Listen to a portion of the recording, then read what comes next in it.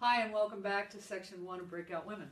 All right, so now we're going to talk a little bit about some even more impacts that your mindware has on your life and how it steps into your life in so many different ways, all right? So first let's talk about, have you ever walked into a room and you immediately met somebody and you just liked them? I mean, you hadn't even talked to them yet. You saw them and you liked them. And then there's the people that you walk into the room or they walk into a meeting and you immediately dislike them. Have you ever wondered why that happens? Well, the answer is it's an instinctual response, all right? It's an instinctual response that goes back to caveman time when cavemen and women were trying to figure out whether or not that caveman loping across, coming across the prairie was friend or foe. And so it's triggered by some instinctual responses to how people look, how other people speak, etc. And I teach all about that in my communication course. But that is an instinctual response, all right? And by the way, you can learn how to have everybody you meet like you immediately in that communication course because this is one of a very strong trigger in our instincts. Now, let's talk about preferences a little bit. Preferences can impact productivity, and here's how. So some of the preference programs are how someone likes to be managed, which impacts productivity, what they need in their environment. Do they need a quiet space? Do they need to be with other people to break out ideas? Do they need to be alone and then be able to come to people? And by the way, this is one of the reasons that when Melissa Mayer at Yahoo decided that everybody had to work in the office, I thought, oh, that's going to be interesting because a lot of people need that quiet time. They need the time at home. They can't work in a cubicle environment. I cannot work in a cubicle environment because my preference is to a quiet, solo environment where I can reach out and find other people, but I'm not surrounded by them.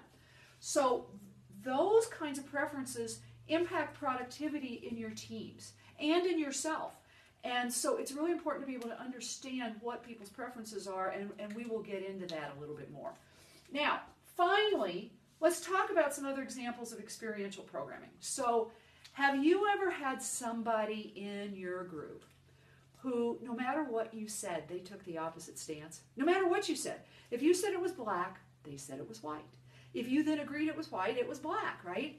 Well, I used to think those people were just plain stubborn or jerks, and I've dealt with a lot of them as a speaker and a coach and a consultant.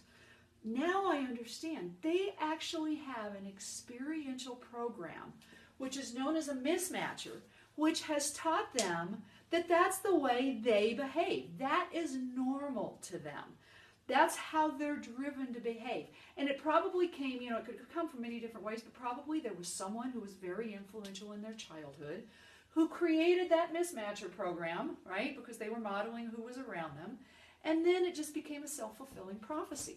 So there are all kinds of experiential programs that get inside us and that cause us to behave in ways that other people think are negative, nasty, jerky, stubborn, whatever. And in fact, it's just the way we're programmed. It's not good or bad. It could be to us as we look at the other person, but it's not a judgment thing. It's the way they are, and it's the way their mind works. And bless their little hearts because they don't know how to change it, right? Now, the other thing I want to mention about experiential programming is that there's some research that's come out recently that has shown that they followed kids up until they were around 15. And what they learned was that children before the age of 15 are told, you can't, I can't, 150,000 times. On the flip side, they're told, you can, I can, only 5,000 times. And that is a 30-to-1 limited negative programming. So inherent in all of our mindware at the experiential level is a fundamental bent, if you will, toward I can't. And now you understand a little bit about why, regardless of your specifics, we all tend to look at things and assume we can't, right? Now, part of that is status quo bias, which we're going to come back and talk about because there are programs in our mind that drive us to stay with what we know and what's comfortable. But we've also all been programmed to be limited, to think that we had to follow the way others did it, rather than breaking out into setting our own terms. And as we move through the next parts of the courses, you'll learn how to break out and create your own vision, your own mindware programs in your own life. Now, what I'd like you to do is I want to make sure you've gone through the exercises, you've looked at them, and especially the audio program and paying attention to your internal conversations is very, very important for this course.